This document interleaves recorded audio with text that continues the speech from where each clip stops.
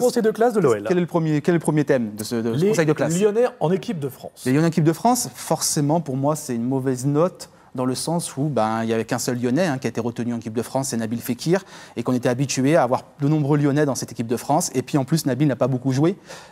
Donc forcément, pour moi, c'est une mauvaise note. On va dire que c'est un flop, même si on a noté la présence d'anciens Lyonnais. Donc là, c'est plutôt un top. Alex Lacazette et Corentin Tolisso. Et toujours le même coup de gueule quelque part en disant qu'on a l'impression qu'il faut partir de Lyon pour pouvoir mériter d'être appelé en équipe de France. Et ça me dérange un petit peu, parce que j'estime qu'on doit valoriser la Ligue 1, et lorsqu'un joueur est bon, même s'il est bon à Lyon, pour moi, il doit être appelé en équipe de France. C'était le cas d'Alexandre Lacazette, c'était le cas de Corentin Tolisso, c'était le cas de Nabil Fekir, etc.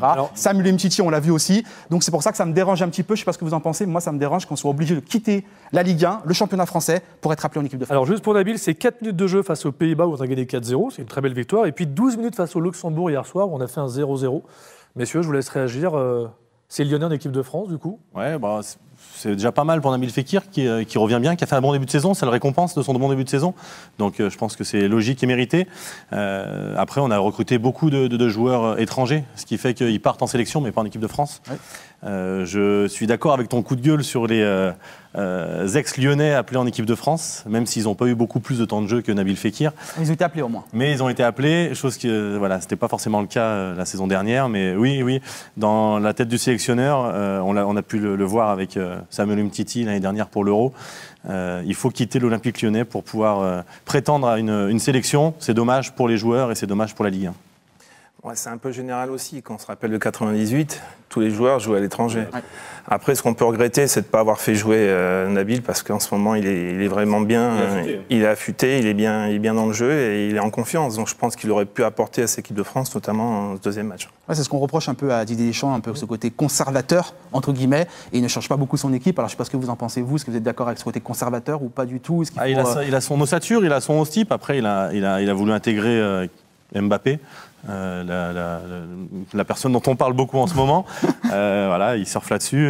Je pense que Nabil aurait eu un impact un peu plus important du fait de son bon début de saison et du bon rythme qu'il a en ce moment. Il est très bien dans le jeu et il aurait pu s'intercaler dans les intervalles pour proposer des solutions. Alors justement, je vous propose de parler toujours de mercato, mais cette fois le mercato de l'Olympique Lyonnais.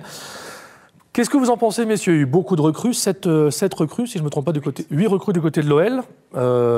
Qu'est-ce que vous en pensez? Est-ce que c'est trop? Est-ce que c'est bien? Est-ce que ça complète par rapport aux remarques qu'on a pu faire la saison dernière? Quel est votre avis sur le mercato de l'Olympique Lyonnais? Je ne m'attendais pas à ce qu'il y ait un chamboulement aussi important.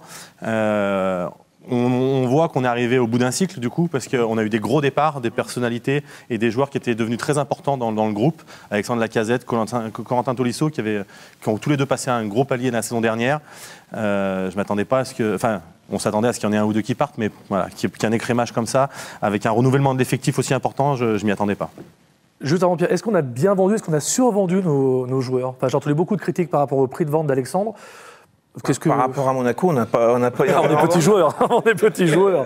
Quand on voit un Lacazette au prix où il a été vendu, et le prix où Monaco a vendu ses joueurs, c'est sûr que je pense qu'il y a une différence énorme entre les deux. Ouais. Après, s'il y a un acheteur, si les gens ont mis l'argent sur la table, l'offre et la demande. L'offre et la demande, ça peut paraître important pour Corentin Tolisso, Alexandre Lacazette peut-être, mais si quelqu'un a fait le chèque, c'est que c'est le prix que ça vaut actuellement, quoi.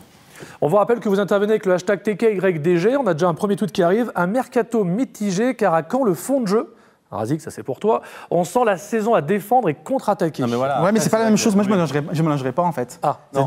C'est-à-dire que pour moi, j'estime, sur le papier, par rapport aux moyens, par rapport à la concurrence, par rapport au profil, c'est plutôt un bon mercato. Voilà. Et après, c'est à l'entraîneur de bien faire jouer ses joueurs. C'est pas la même chose. J'ai l'impression qu'il ne faut pas mélanger en fait la stratégie du mercato et après la philosophie de l'entraîneur, la philosophie de jeu et justement le collectif lyonnais. Je pense que ça fait un moment qu'on n'avait pas fait un recrutement aussi cohérent par rapport au manque de l'OL. Après, où je suis un peu mitigé, c'est on a pris un seul attaquant. On avait déjà remarqué l'année dernière qu'Alexandre Lacazette était tout seul devant et on n'a pas doublé le poste. Donc en cas de blessure de Mariano, alors oui, il y a la solution Traoré ou Memphis qui peuvent jouer dans l'axe, mais c'est pas leur poste de prédilection. Donc on va encore faire peut-être du bricolage alors on aurait pu, avec l'argent engrangé, peut-être acheter une doublure à Mariano Mariano, qui soit efficace et qui joue vraiment attaquant de pointe. Pour aller dans ton sens, on a posé la question sur Twitter. Le mercato estival de l'Olympique lyonnais a-t-il été bon pour vous? Plus de 1100 personnes qui ont répondu et 60% disent que oui, le mercato estival a été bon. C'est pour ça qu'il ne faut pas mélanger, c'est cohérent, effectivement, par rapport au profil recherché, par rapport aussi, lorsqu'on voit les jeunes, là, notamment celui d'Amiens qui a été recruté, Diop, Ndombele. Il va le dire, moi j'arrive pas.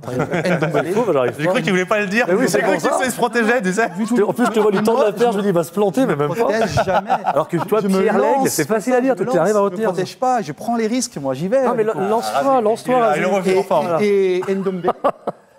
Et donc, en fait, si tu veux, c'est que je me dis, si vous voulez, pardon, c'est que c'est vraiment ce type de joueur, entre guillemets, c'est un pari sur l'avenir aussi. Et c'est ce genre de joueur que je pense qu'à la revente, ça peut être pas mal, ça peut être intéressant, ça peut être un joueur qui peut être pertinent dans ce milieu de terrain. On a beaucoup d'espoir sur ce joueur notamment, et notamment aussi au niveau de la revente.